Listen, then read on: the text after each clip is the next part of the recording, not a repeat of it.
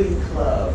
Morehouse College, one of the historically black colleges and universities that you'll be visiting today. Of course, it is the alma mater of Dr. Martin Luther King Jr.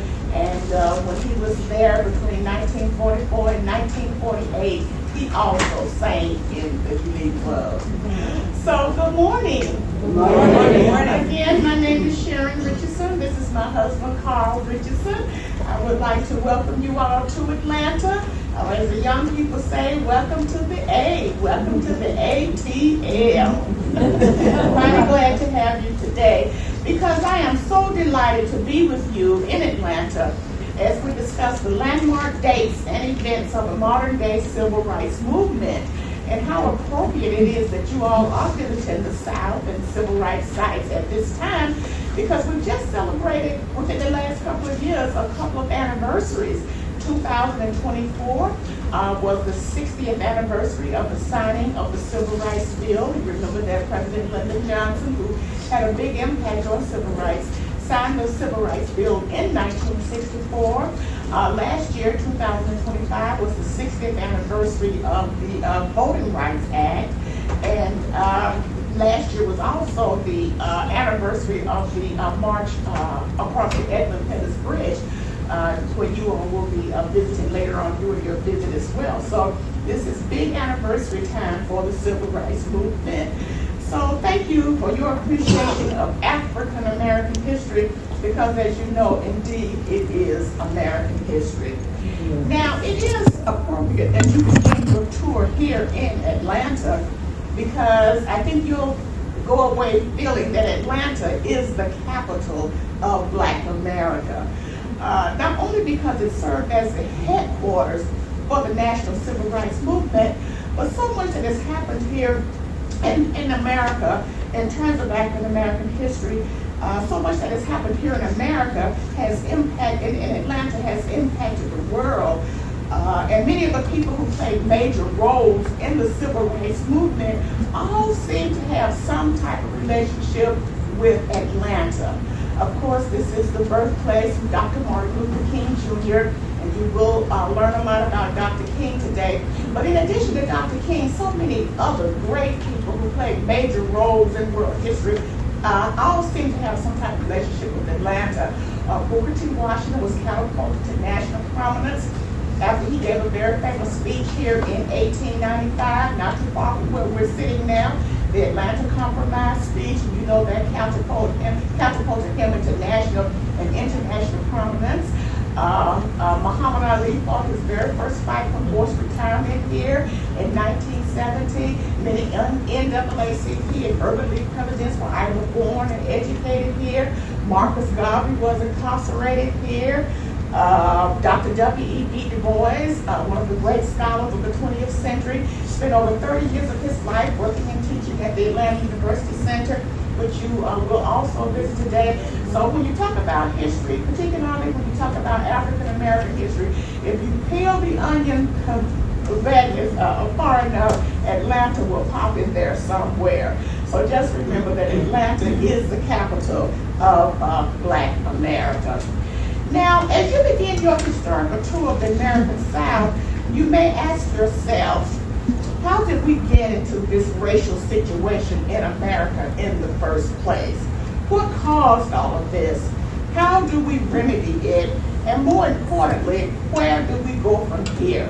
And I hope by the end of your trip, you will have an answer to these questions and an even higher appreciation for the courageous people that you'll be learning about during your tour this week. Courageous people, both black and white, who sacrificed so much to help life in America reflect the words of the Constitution.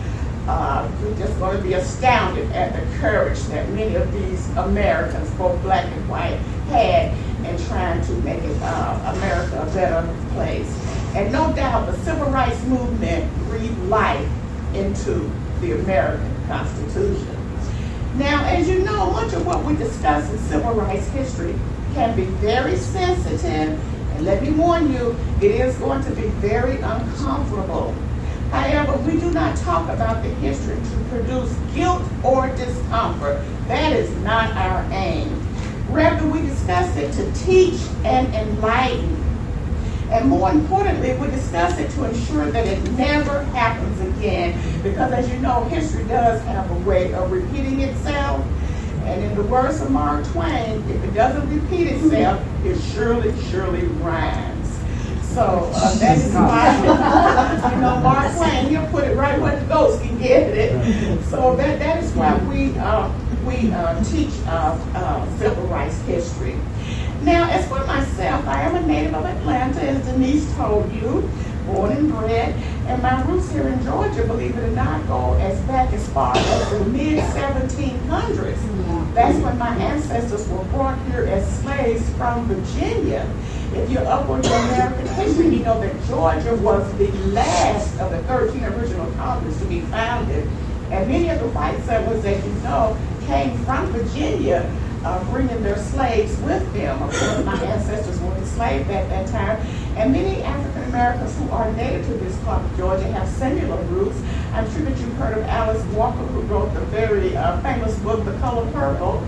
Well, she's also from this part of Georgia. And she says that her great-great-great-grandmother walked all the way from Virginia to Atlanta, to Georgia, with 3 children on her hips.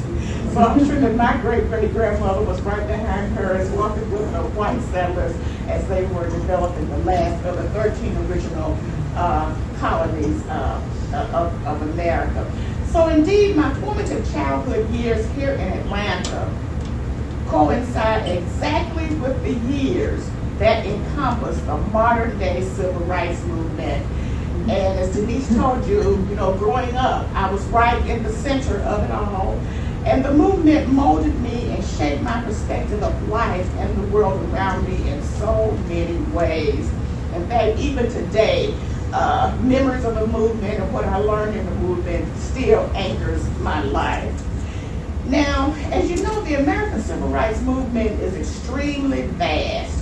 We won't be able to cover everything in the time that they've allotted me to speak today, because if we were to cover everything, believe me, I would be up here for 6 months. If I were to talk about everything and everybody and everything, every event that happened during the modern day civil rights, it just can't be done. But the movement has inspired human and civil rights protests and decolonization efforts the world over. And the tactics and strategies that we developed here during the modern day civil rights movement have been emulated over and over again in oppressed areas of the world.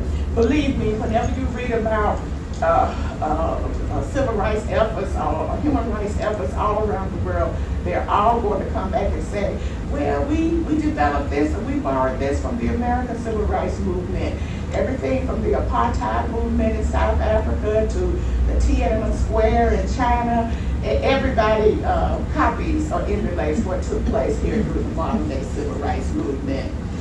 So, as I said, it's impossible to cover a really comprehensive timeline this morning. So in an effort to give you foundational information about what you will see and learn on your tour, for the next hour, I will primarily concentrate on the high points of the modern day civil rights movement. The modern day civil rights movement, because this is basically what you're going to see when you get to Alabama. And that encompasses the years 1954 through 1968. Although, as I said, so much happened prior to that time and so much happened after that time. Now, I know that you all have been given a timeline in your information packets from Roll Scholar, but I'm going to ask you to just please use it as a supplement to what I discussed. My timeline is a little bit different from that, so I won't be following that as I talk to you this morning. So I just ask you to just please use it as a supplement, because I will not follow it verbatim in telling my story. Now, although we will concentrate primarily on 1954 through 1968, blacks in America were fighting for civil rights long before 1954. So, before discussing the events of the mid-20th century, in order to be fair and to make sure that you have a good understanding of all that you will see, we must set the stage of going back to the very beginning in order for you to get a clear understanding of how this all came about. Otherwise, it'd just be like you looking at Greek or something that you can't understand. So it is important that we go back to the very beginning of the story. And I'm really happy to do that because in recent years, I've been really shocked that many people really don't know the details of our story, of how this all began. So let me do that now. In a nutshell, the first Africans to arrive in America were captives. Approximately 20 arrived from what is now modern-day Angola on a ship called the White Lion. In fact, many African Americans living in present-day Virginia, if any of you are from Virginia, have traced their roots back to the White Lion, the first slave ship in America. First slave ship to arrive in America. Now, they debarked at Old Point Comfort in and around Hampton and Jamestown, Virginia, in another key date to remember, 1619. Many descendants of those first day slaves, as I said, still live in that area. So for all practical purposes, in my opinion, that was the actual start of the Civil Rights Movement. Since that time, 405 years, 4 centuries, African Americans have fought for justice in America. So just remember that the timeline really starts in 1619. Now, Englishmen who settled Jamestown did not know anything about growing crops.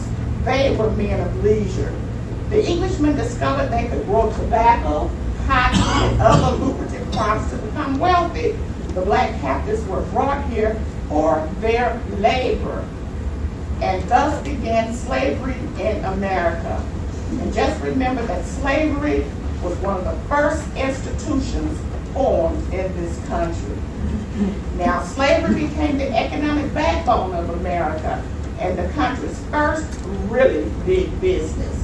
By 1860, on the eve of the Civil War, 4 million enslaved people produced over 60% of the nation's wealth. Now, I won't go into depth about slavery in America, but just suffice it to say that American slavery was one of the most brutal and inhumane slave systems in the history of mankind. Blacks were stripped of their dignity and endured every humiliation imaginable. But they were not viewed as humans. Just remember, they were not viewed as human beings, but they were merely viewed as property and machines valued at over $4 billion in 1860, which corresponds to trillions in today's dollars. Now, just keep in mind that the collective wealth of the slaves was more than the combined value of all the railroads and the factories in America at that time. Now, slavery, despite everything that it did, it was on decline up until a certain invention. Who can tell me what invention? That's right, the cotton gin, which was invented right here in Georgia, down on the coastal plains of Georgia, down near Savannah in the 1790s. The cotton gin enabled them to produce even more cotton, making slavery even more a part of the economy. And something else happened, another invention occurred during that time that propelled it even more, along with the cotton gin. Anybody think what that may have been? Steamboat. Oh my goodness, this is a great one. Oh, it's on the screen.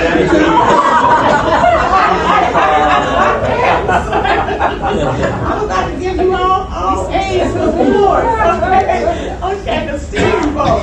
And the steamboat was important because it enabled them to transport the cotton from one point to the other.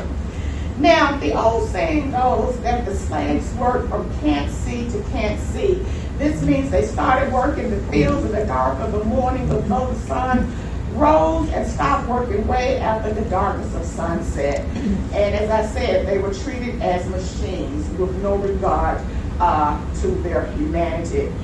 They had no more humanity than a washing machine or a vacuum cleaner in the eyes of the plantation owners. Now, the little black children expect that little black children will be exempt from this drudgery, but they were not exempt from hard labor. For instance, on the tobacco plantations, they were used as what they were as what they call crawlers, which means that the little black children had to get on their stomachs and crawl between the tobacco plants and pull the weeds. And black children enslaved on brick-making plantations were used to turn the bricks in the brick-making process. And if you go to some of the older cities in the South, such as Charleston, South Carolina, and you visit some of the really old buildings that date back to the 1700s, you can still see the fingerprints of the little black children who were forced to participate in that brick-making process. So, and you'll learn a lot about this when you get to the Sculpture Garden in Montgomery.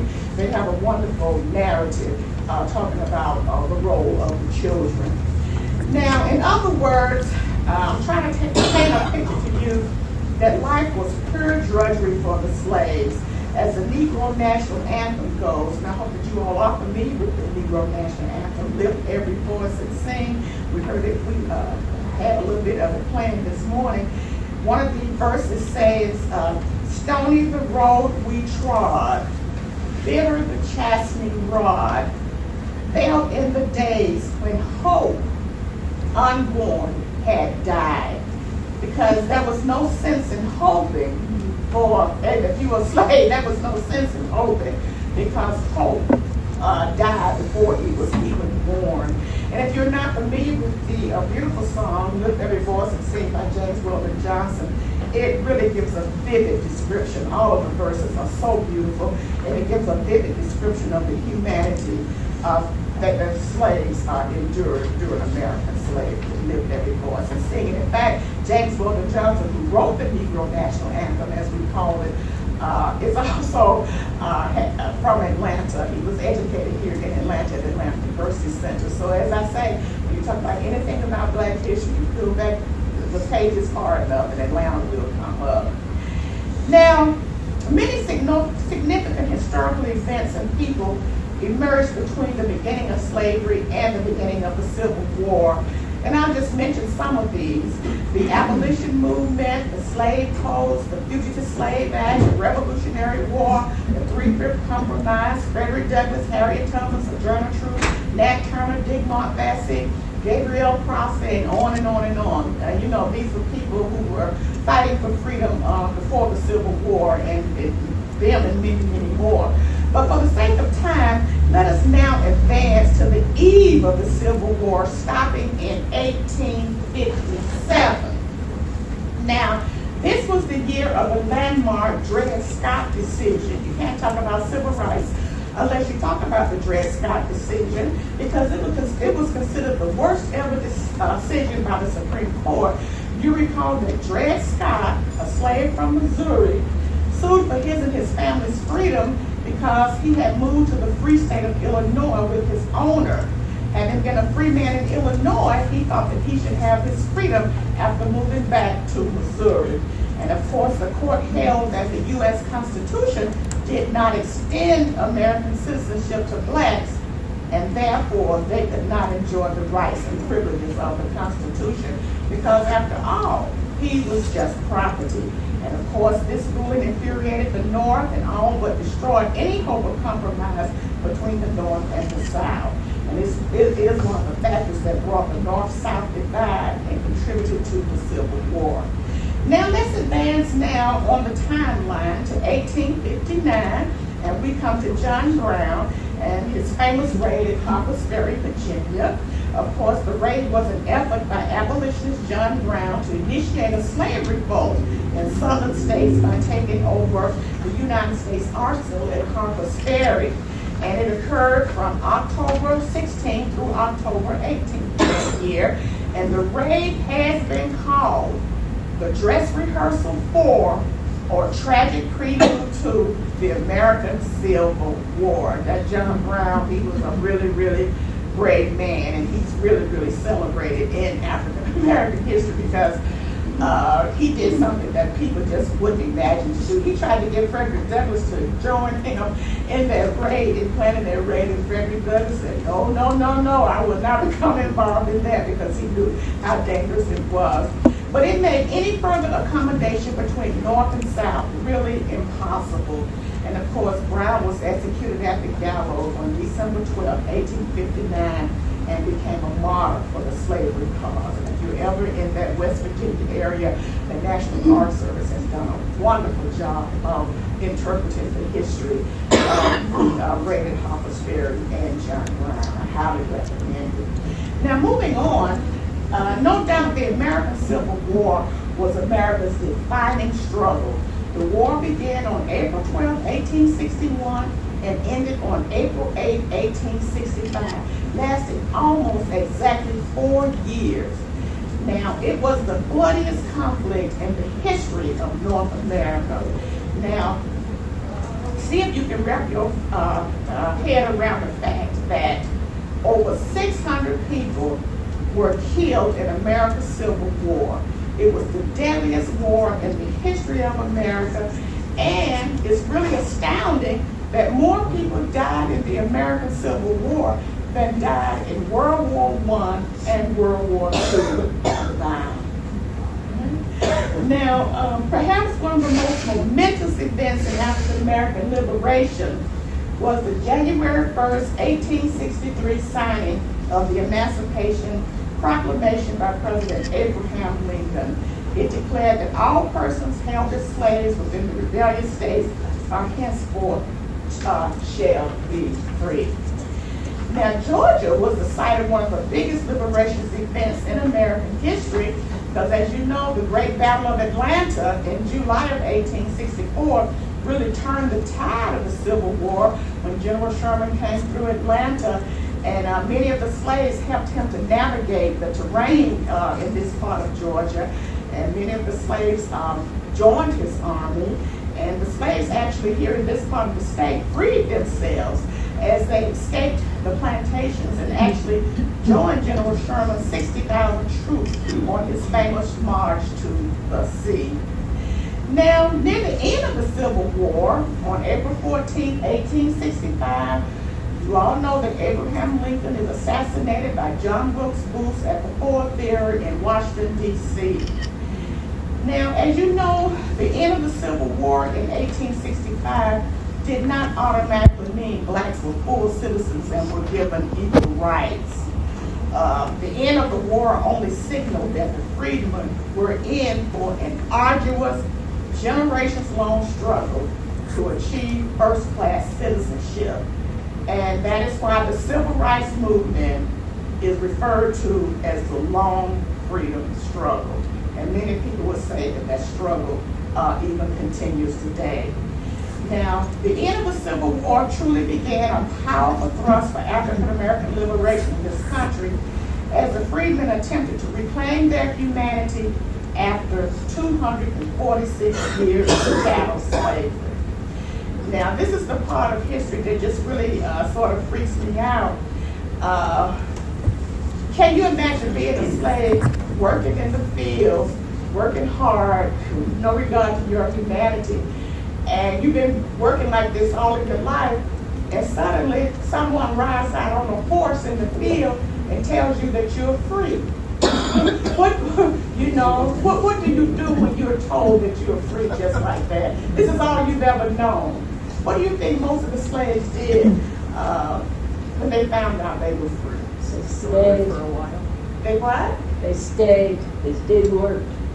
Well, in some cases they did, but you'd be surprised at what a lot of them did. They threw down their hoes and work tools, and they started walking the countryside. You know why they were walking the countryside? Looking for their lost families, reclaiming their humanity, looking for their mothers, their fathers, their brothers, their sisters, their babies that had been sold away years and years prior. That was paramount on their mind. You'd be surprised at how many stories I've heard from families who say that is what their ancestors did. So reuniting their families was number one in their minds. The freedom was precarious. Now, can you imagine being thrown into the world illiterate? This is their situation after they were freed. They were illiterate. Few knew how to read and write. In fact, most slaves did not even know what their names looked like written on paper. They had no property. Of course, they had no education, no skills, no money, no assets, nowhere to go, and nowhere really to call home. I mean, they were just free slaves one day and free the next, and they were expected to make it on their own. I mean, I thought that was pretty brutal. No transition at all. And this is a situation in which blacks entered the Reconstruction or post-Civil War era. Now, the Reconstruction era spanned roughly 1865 through 1877, and it attempted to redress the inequities of slavery. Reconstruction Amendments 13, 14, and 15 were passed. And who can tell me what each amendment was supposed to do? 13, 14, and 15. 13, 14, and 15. Uh-huh. The 13th put into an amendment the freeing of the former slaves. Right. I believe. The 14th made all citizens born or naturalized in the United States citizens thereof and established the rights of due process. Right. The 15th, I don't know. And the 15th gave everyone the right to vote, but of course that meant men. Okay. 13, 14, and 15. And as you do your tour of the South, just remember that the modern day civil rights movement was built basically on these amendments. Those were the civil rights amendments. Now, the period provided the opportunity for blacks to solidify their family ties and create independent institutions. And although Field Order Number 15, which you may be familiar with, issued by General Sherman, granting African Americans 40 acres and a mule, that was made stillborn by President Andrew Johnson. Believe it or not, despite all of the obstacles blacks had to face, African Americans made considerable progress during Reconstruction, because there were 16 blacks that served in Congress during Reconstruction, and more than 600 in state legislatures, and hundreds more in local offices, from sheriffs to justices of the peace. And in my opinion, one of the most enduring accomplishments of that era was the establishment of historically black colleges and universities. Colleges such as Howard University in Washington, D.C., Hampton University, and Booker T. Washington's Tuskegee University, Morehouse College, Selma College, those colleges that you'll see in the Atlanta University Center later on today, just to name a few. And these institutions, remember, were the backbone of a modern day civil rights movement. And the good thing about it is that over 100 HBCUs continue to exist today. Many of them failed, but today we still have about 100 HBCUs. Now, Reconstruction was short-lived because of the Compromise of 1877, which you'll recall gave Rutherford B. Hayes the presidency in exchange for the end of Reconstruction in the South. And as quickly as progress came, it was taken away from African Americans. And one historian has likened the post-Reconstruction era as a feed sack, the type that you would see on a farm that's full of seeds and grains. And if you turn that sack upside down, all the feed and all the grain would just scatter to the wind. And that is what happened to all of the progress that blacks achieved during Reconstruction. It just scattered to the wind after that 1877 compromise. And to make it even worse, in 1896, the United States Supreme Court made the landmark Plessy versus Ferguson decision that upheld racial segregation.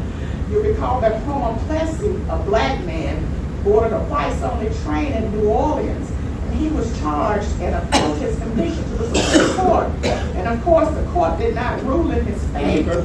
Their decision legalized segregation, and it was the basis for the Jim Crow laws throughout the country. In other words, it relegated African Americans to second-class citizenship for 6 years. That was the law. So, on the eve of the 20th century, African Americans found themselves back at square one as white supremacy was reestablished in the South. Rigid system of apartheid, Jim Crow, black code, lynchings, and segregations dominated the region. And during this time, they say almost 200 people a year were lynched in the United States. But that number is so far off that it's a shame. I don't even know how they can print it, because we know that more than 200 people a year were lynched in the South during that time. Many people say that if you ever drain the Mississippi River, you'd be surprised at how many bodies you find on the bottom of the river. And we'll talk more about that a little later. Because lynching was a spectacle where crowds would gather for entertainment, even taking pieces of the dead and sometimes charred body home for souvenirs. And you'll learn a lot about this when you get to the lynching memorial in Montgomery, Alabama. So I'll just leave that right there, because you're going to get your full of it when you get to Montgomery. Now, the first half of the 20th century was bittersweet in terms of African American progress in America.